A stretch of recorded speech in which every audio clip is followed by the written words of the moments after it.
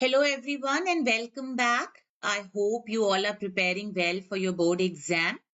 Today, we are going to start with the third chapter of history, that is, the first phase of Indian national movement. अब ये जो first phase है उसका जो time period है वो 1885 से लेकर 1907 तक है. 1885 में हमने लास्ट चैप्टर में पढ़ा था कि इंडियन नेशनल कांग्रेस का गठन हुआ था और ये 22 साल के टाइम पीरियड की स्टोरी होगी.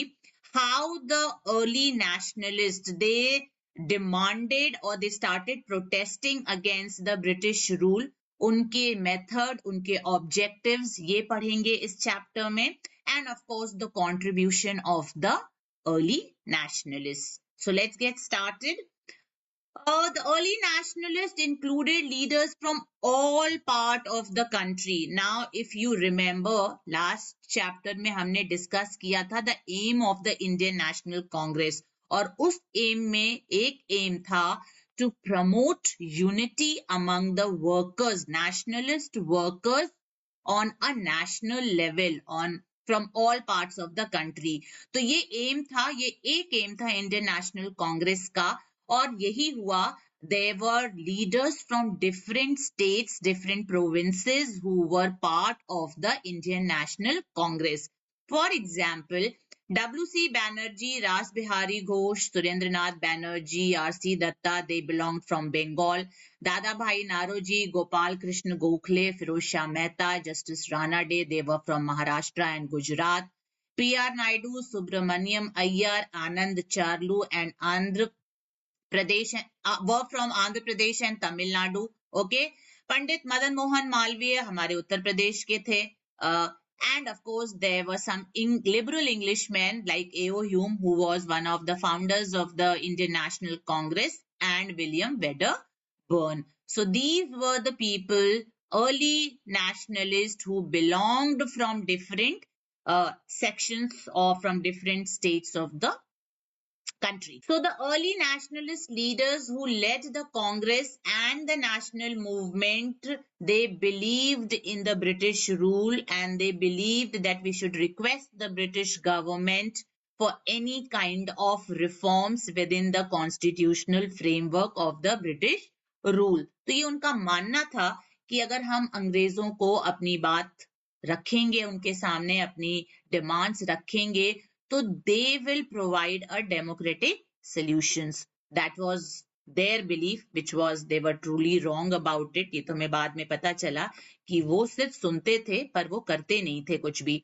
ठीक है. So that was the early nationalists. These were the early nationalists of that time.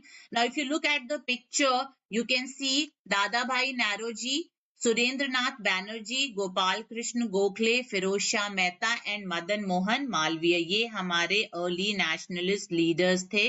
इनके चेहरे पहचानो, because picture based question में their pictures are given and you have to identify the personality. अब Dadabhai Naoroji last chapter में हमने पढ़ा था, east India association जो फॉर्म किया था उन्होंने इन 1866, ये उनके फाउंडर थे. सुरेंद्र नाथ बैनर्जी दो एसोसिएशंस फॉर्म किए, Indian national association and it was Indian national conference. ठीक है. इंडियन नेशनल एसोसिएशन 1876 में फॉर्म हुआ एंड इंडियन नेशनल कॉन्फ्रेंस 1883 में फॉर्म हुआ.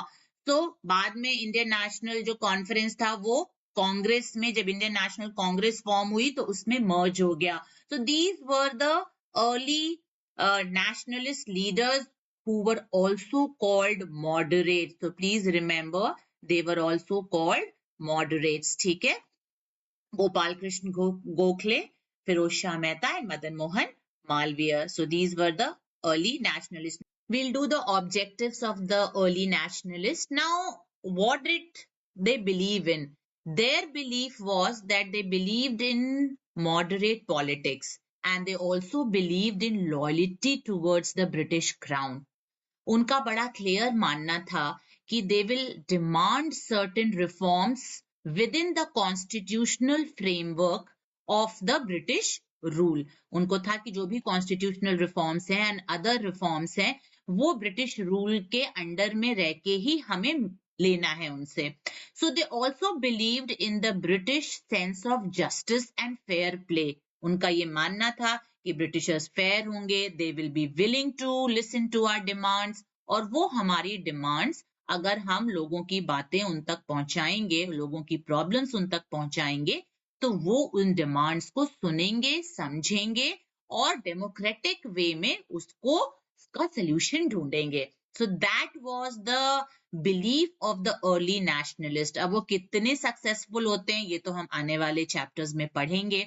But the objectives of the early nationalist was divided into 4 parts: the constitutional reforms, the economic reforms, administrative reforms and defense of civil rights. ठीक है, उनका बड़ा clear मानना था early nationalist का, who were also called the moderates, that they demanded home rule. They wanted that the changes that they were demanding should be done in a very polite way. They did not wish to use the means of violence and protest. And they also believed that British rule एक तरह से अच्छा है. क्यों? क्योंकि वो जितने भी सोशल और इकोनॉमिक बैकवर्डनेस हैं इंडियन सोसाइटी में, जो कि हिंड्रेंस हैं, जो कि बाधा है डेवलपमेंट ऑफ द इंडिया में, उसको दूर करेगी. तो सोशल इविल्स क्या थे वो हम पहले पढ़ चुके हैं: सती सिस्टम, विडोज, रीमैरिज नहीं होने देना, child marriage, all that was the untouchability. These were the social evils of that time. तो इन सब को उनको लगता था कि सिर्फ और सिर्फ ब्रिटिश रूल के रहते ही ये हो सकता है. That was their belief. ठीक है, अब जो ऑब्जेक्टिव्स हैं वो 4 पार्ट्स में डिवाइडेड हैं. We will start with the constitutional reform first. Okay, let's start. Now, constitutional reforms, they believed and aimed at winning freedom through gradual process. कोई जल्दी नहीं है, उनको लगता था forever time है उनके पास. तो they never believed in the politics of violence and protest. उनका था कि through petition and through request we will keep our demands in front of the British government. They also demanded no taxation without representation. अब आप हिंदुस्तानियों को किसी भी legislative council या legislative assembly में रिप्रेजेंटेशन नहीं दे रहे हो, and you want taxes from these Indians only, तो हाउ फेयर इट इज, कितना फेयर है कि हम टैक्स भी दें और हमारे कोई रिप्रेजेंटेशन नहीं है in any of the council और असेंबली. तो that was their demand, fair demand. ठीक है, they wanted larger share of Indians in the government, that is the government jobs. Higher जितने भी positions थे government jobs में, they were all reserved for the British or European people. तो वहां पे Indians के promotions ही नहीं होते थे. We have studied that in previous chapter. तो ये reason था, उनको था कि हमारे Indians को larger share मिलना चाहिए higher positions पे government jobs में. ठीक है, now increase of Indian numbers in the power of various council, that we अभी discuss किया कि legislative council और legislative assembly में जो representation है Indians की वो बढ़नी चाहिए, वो numbers बढ़ने चाहिए. इतने तो numbers ही नहीं है कि जब voting हो तो Indian के votes matter करें. majority में तो Britishers थे, British council में Britishers थे council में, और उन Indians की तो फिर जब voting होती थी और ये डिसाइड करने की जब बात आती थी किसी भी बिल पे, तो उनका वोट काउंट ही नहीं हो पाता था. So they wanted a increase in the number of Indians in the legislative council and assembly. ठीक है, of course they demanded home rule. Indians should have their own rule, own administration within the framework of British rule. So ये demand थी constitutional reforms, ये उन्होंने demand की थी. Now comes the economic reform. Development of banks, irrigations and medical facility. ठीक है, banks नहीं थे, irrigation, क्योंकि इंडिया कृषि प्रधान देश था, एग्रीकल्चरल कंट्री है, तो इरिगेशन पे आप वर्क करें, उसके डेवलपमेंट की बात करें जिससे कि किसानों को मदद मिल सके उनके फसल को उगाने में, ठीक है। बैंक्स हो ताकि उनको लोन लेने में आसानी हो, वो लोकल मनी लेंडर्स के पास ना जाए क्योंकि वो बहुत ज्यादा हाई रेट ऑफ इंटरेस्ट पे पैसे उधार देते थे। मेडिकल फैसिलिटीज मिले हिंदुस्तानियों को, ये उनकी डिमांड थी। फिर concern about growing poverty and famine, ठीक है। फेमिन लाइक वी स्टडीड, जब दिल्ली दरबार लगा था उस वक्त तगड़े फेमिन्स आए थे, 12-13 तो स्मॉल फेमिन्स थे, मेजर फेमिन्स 12-13 थे, and they were small minor famines. सो उस वक्त बहुत ज्यादा गरीबी बढ़ गई थी क्योंकि किसानों के पास खाने तक को पैसे नहीं थे। तो it led two of course poverty, and poverty का रीजन ये भी था because the artisans and the craftsman and the pageants they were all losing their livelihood. उनकी जॉब्स जा रही थी, उनका काम उनके हाथ से छिन रहा था। The third point is reduction in land revenue. भाई जमीनों पे जो आप रेवेन्यू लगा रहे हो वो इतना ज्यादा है कि किसान उसे चुका नहीं पा रहे हैं, और उसको चुकाने के लिए वो लोकल मनी लेंडर से ब्याज पे पैसे लेते हैं, और जब वो ब्याज भी नहीं चुका पाते हैं तो उनकी जमीन उनसे ले ली जाती है। तो उस अनजस्ट जमींदार जो थे उनसे बचाने के लिए लैंड पे जो रेवेन्यूज आप लगाए हैं अलग अलग तरीके के, उनको आप कम कीजिए ताकि किसानों को राहत मिल सके और वो अपनी जमीनें बचा सकें, ठीक है। नाउ डेवलपिंग इंडस्ट्रीज, इंडस्ट्री का डेवलपमेंट होना चाहिए इंडिया में। बाहर से बन के जो चीजें आती हैं इंग्लैंड से, वो वहां की इंडस्ट्रीज में एम्प्लॉयमेंट जनरेट कर रही हैं। इंडियंस को अगर एम्प्लॉयमेंट देनी है तो आपको यहाँ पे इंडस्ट्री सेटअप करनी पड़ेगी। So developing industries like iron, sugar, coal, paper etcetera, loans मिलने चाहिए फैक्ट्रीज को सेट करने के लिए, और heavy tax on imported goods, ठीक है। बाहर से आई हुई जो चीजें हैं उन पे टैक्स बढ़ाइए, ना कि जो यहाँ से हिंदुस्तान से जा रही हैं चीजें बाहर बेचने के लिए आप उन्हीं पे सिर्फ टैक्स बढ़ाएंगे। तो अगर हेवी टैक्सेस होंगे ऑन इंपोर्टेड गुड्स तो इंडियन गुड्स की डिमांड मार्केट में ज्यादा बढ़ेगी। This will help the Indian craftsman and artisans and other businessmen to grow their business, ठीक है। Instead of spending money on army, जो पैसा आप आर्मी पे खर्च कर रहे हैं वो पैसा वेलफेयर एक्टिविटीज पे खर्च कीजिए हिंदुस्तानियों पे, लाइक हेल्थ एंड एजुकेशन। इसकी कमी है, यहाँ पैसे इस्तेमाल होने चाहिए for the development of health and education. And cheap credit for peasants, किसानों को सस्ते दाम पे ब्याज मिलना चाहिए थ्रू एग्रीकल्चरल बैंक्स। आप ऐसे एग्रीकल्चरल बैंक्स बनाइए जिससे कि किसान वहां से लोन लेके अपनी फसल उगा सके। So these were the economic reforms, okay. The third is the administrative demands. Now, employment for Indians at higher administrative posts, like we discussed, जितने भी higher post थे वो British officials के लिए reserved थे। हायर पोजीशंस पे Indians का promotion नहीं होता था, दे वर रिस्ट्रिक्टेड टू अ पोजीशन जहां पे उसके बाद प्रमोशन होने के चांसेस नहीं थे, ठीक है। Cancel arms act and licence act. Arms act हम पहले पढ़ चुके हैं, क्या था आर्म्स एक्ट में? इंडियंस को लाइसेंस लेना पड़ता था to keep arm, to sell arm और to buy arm, whereas the Europeans or the Anglo-Indians or the Britishers were not subjected to this kind of discrimination. उनको अलाउड था कि वो बिना लाइसेंस के भी आर्म्स रख सकते हैं। तो this was a clear discrimination between the Indians and the Britishers, ठीक है। तो उसको आप कैंसिल कीजिए, ये डिमांड थी अर्ली नेशनलिस्ट की।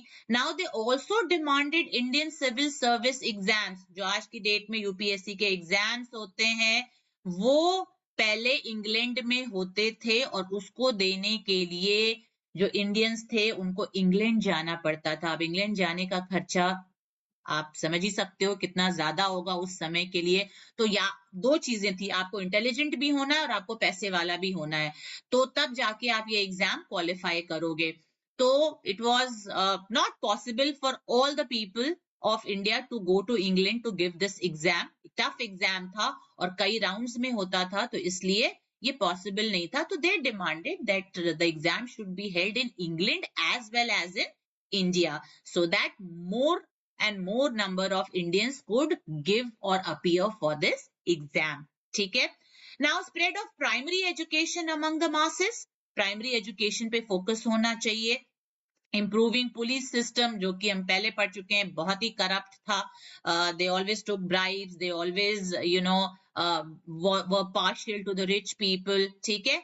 तो improve police system, making executive and judiciary independent from each other. आज की डेट में जब देश आजाद हुआ तो जो कॉन्स्टिट्यूशन फॉर्म हुआ उसमें ये नेशनलिस्ट लीडर्स ने, दे ensure that the legislative, executive and judiciary are independent of each other. So that was the demand made since 1885 by the early nationalists to keep the executive and judiciary separate. ठीक है, ताकि fair judgment judges कर सकें and people should get a fair trial. So that was the demand made by the early nationalists. ठीक है.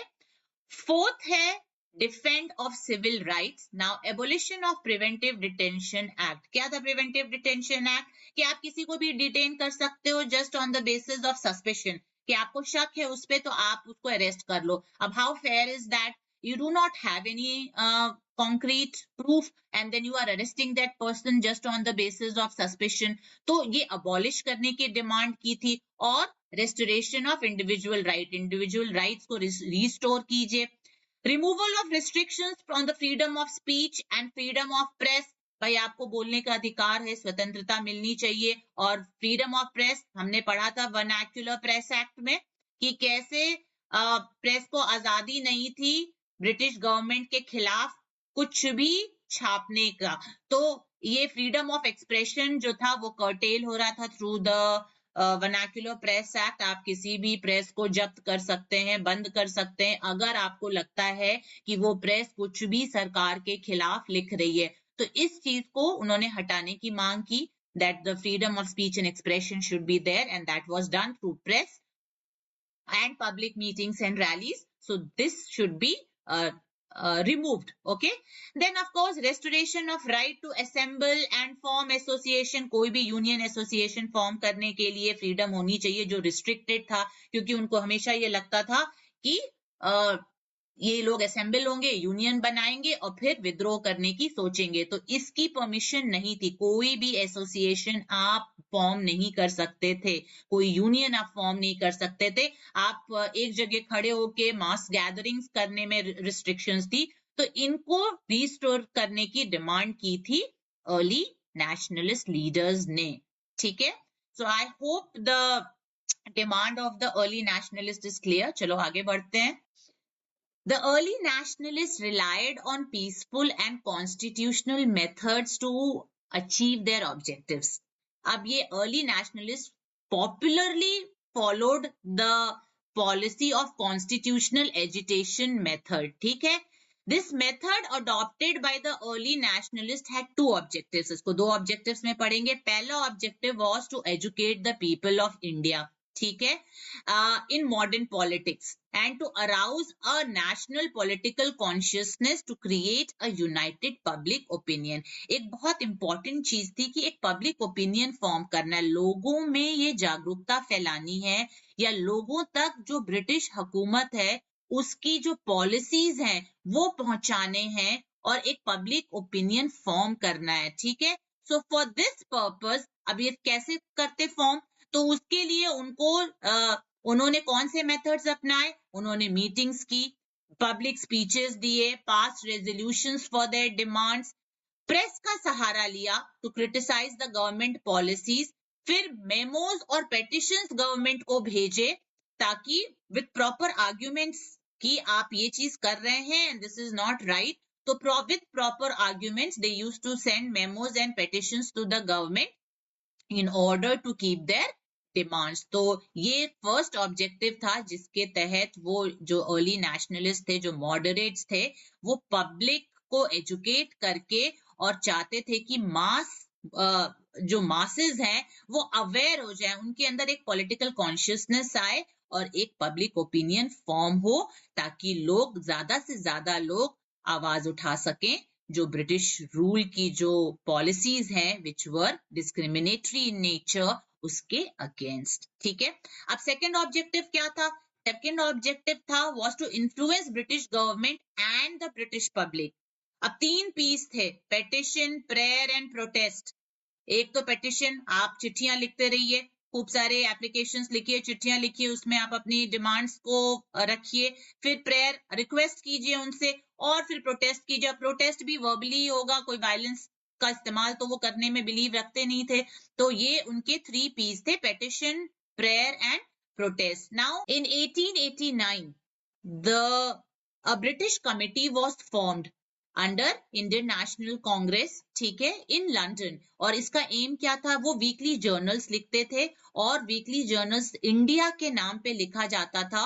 और उस journal में क्या होता था कि they use to keep the demands of Indians in front of the British people, citizens, so that they should also know ki what is happening in India, where they have a colony and how the Indians are not treated equally. तो अपनी demands रखने के लिए उन्होंने British committee form की. This British committee was formed, and a journal was written every week under the name India to keep their demands in front of the British Parliament. तो ये था second objective of the early nationalist.